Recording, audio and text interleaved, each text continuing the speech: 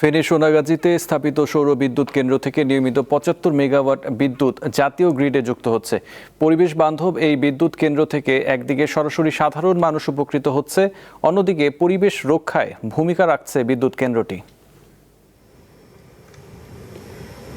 প্রায় ১,০০০ একর জায়গার উপর বিশাল এই সৌর বিদ্যুৎ প্রকল্পটি ফেনীর সোনাগাজী উপজেলার চর চান্দিয়া ও চর দরবেশ ইউনিয়নের পূর্ব বড়ধলি এলাকার এই প্রকল্পে প্রতি ঘন্টায় উৎপাদন হচ্ছে ৭৫ মেগাওয়াট বিদ্যুৎ।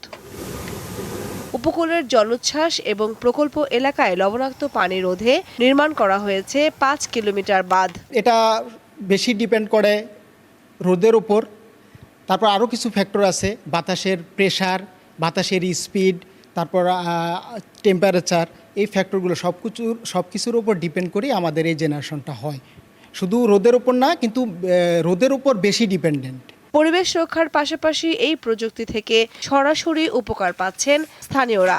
গ্রাম অঞ্চলে যেই লোডশেডিং হয়, এইটা থেকেও আমরা মুক্তি পাবো যদি বেশি বেশি এই বিদ্যুৎ উৎপাদন হয়। তো জমির নিচে সোলার প্ল্যান্টের নিচে এখানে সবজি চাষ করা হচ্ছে, অলরেডি উদ্যোগ নেওয়া হয়েছে এবং প্রসেসিং চলছে, এবং প্ল্যান্টের চারিপাশ দিয়ে গাছ লাগানো হয়েছে বিভিন্ন ফল ফলাদি গাছ সহ। প্রকল্পটি চালুর পর গত ৮ মাসে ৭২ কোটি টাকার বিদ্যুৎ উৎপাদন হয়েছে বলে জানান প্রকল্প ব্যবস্থাপক। এই বিদ্যুৎ কেন্দ্র থেকে সর্বোচ্চ ৮০ মেগাওয়াট বিদ্যুৎ জাতীয় গ্রিডে সরবরাহ করা হচ্ছে।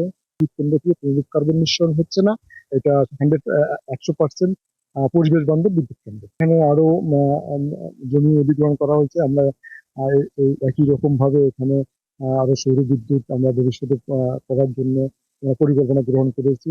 ১০০ ওয়াট করে আরও ৩টি প্রকল্পের ৩০০ মেগাওয়াট বিদ্যুৎ উৎপাদনের কাজ চলমান রয়েছে। ইজিসিবির একটি প্রকল্প আছে, এখানে দৈনিক ৭৫ মেগাওয়াট বিদ্যুৎ আমাদের জাতীয় গ্রিডে যুক্ত হচ্ছে।